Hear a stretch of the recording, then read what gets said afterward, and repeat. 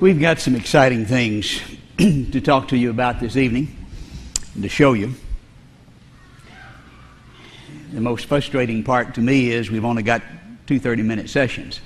There is much more evidence, and I've been a little bit selfish. I'm featuring the things that I've been personally involved in, or at least many of them. There is much more evidence that's available, but we hope to give you an idea. But in order to appreciate the nature of and the significance of this kind of evidence, I want to begin by telling you a little bit about the controversy, the context of controversy in which this evidence is being presented and is being opposed today. Notice the statement by Dr. Herzog, who's professor of archaeology at Tel Aviv University. This is the largest university in Israel, and you would expect that professor of archaeology there would be one who is telling you about things that support the Bible, but that's not the case. As in our country, many of the universities which used to do that now are dominated by those who oppose the Bible. And so we have statements like this. He says, "This is what archaeologists have learned from their excavations in the land of Israel.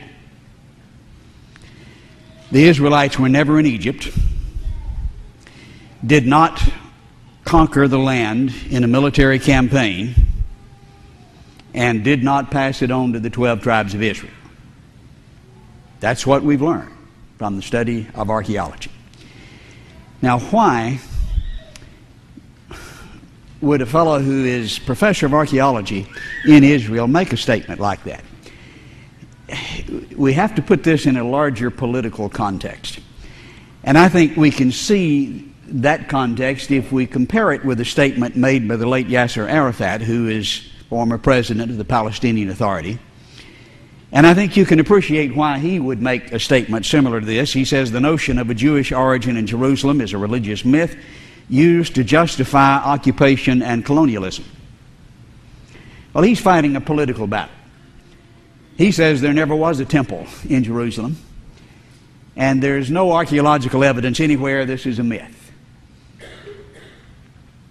Many of the secular Jews don't really care that much about the religious battle, but they know there's a lot of mad Palestinians. There's a war going on,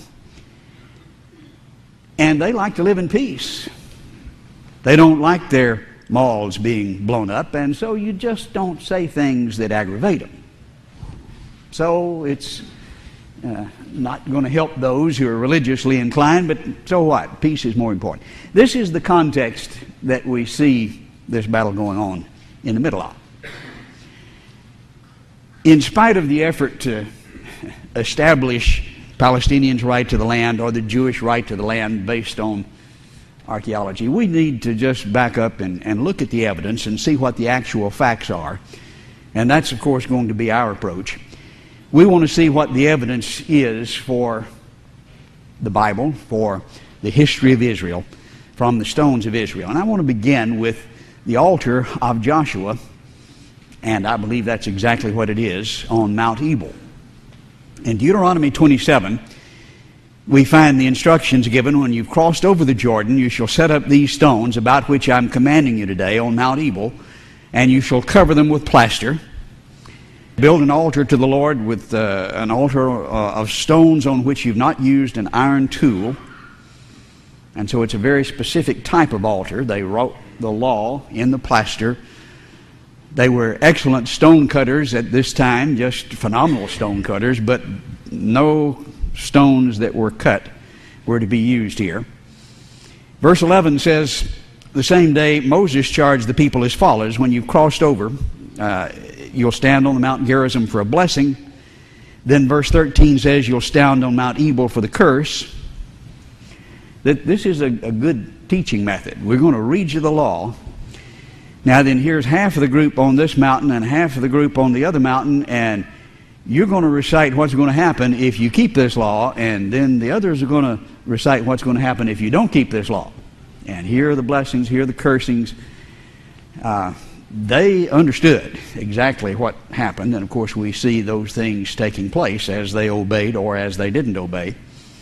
But this altar was the center of that event. This is up in Samaria, and here we can see Mount Ebal and nearby Mount Gerizim. Dr. Adam Zertal is chairman, or was chairman, of the Department of Archaeology at the University of Haifa. He was an atheist. He was taught in his education that Joshua, Moses, David, Solomon were all fictitious creatures like Zeus, and you don't believe this foolishness. But he's an archaeologist, and he begins to look at what you can find from archaeology, and he took the area of Manasseh, and over a period of about 20 years was doing a survey, meter by meter, of that area to see what could be found. And he found an altar. Well, nobody was ready to admit this was an altar on Mount Gerizim. They'd looked on top, and it wasn't there. And so they assumed the altar that you read about in Deuteronomy wasn't there.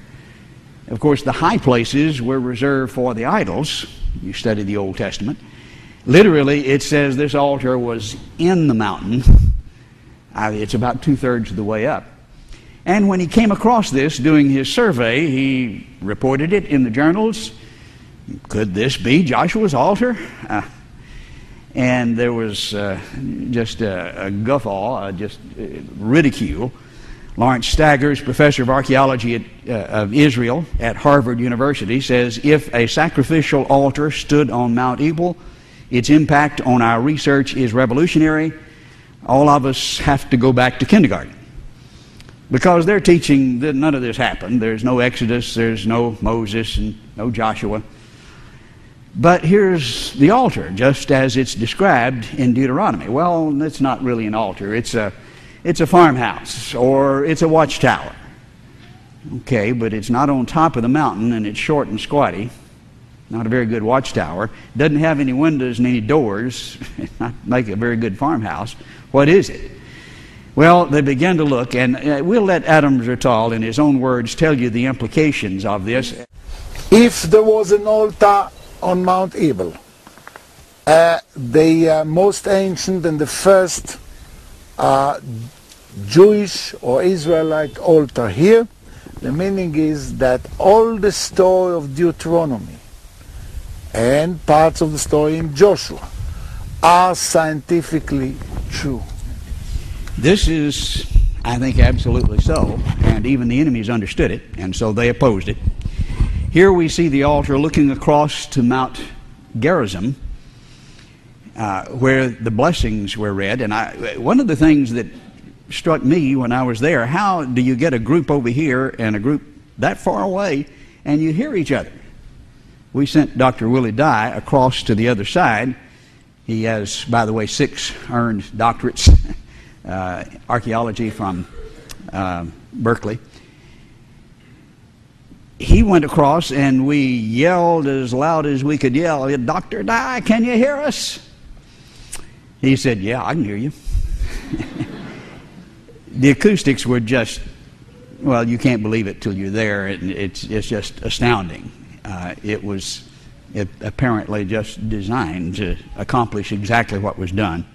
As he continued to excavate and look at this area, we find a large complex here where a large group of people were obviously camped. It's been restored to look like this, and obviously this short, squatty building with the ramp going up, no steps, is exactly what we see described in Deuteronomy. Probably looked like this with it's being covered by plaster. And we're reminded there in verse 25 of Exodus 20 that it was not to be made of cut stones. You'll not go up by steps. This is in contrast to all of the Canaanite altars that you might find in the area. But exactly what you find. Well, what do you find in the center? Well, they began to dig down into the center of the area, and they found it was full of ashes. Isn't that a surprise? Some of the vessels there had ashes in them, and they allowed these ashes to be examined at the Department of Zoology at the University of Haifa.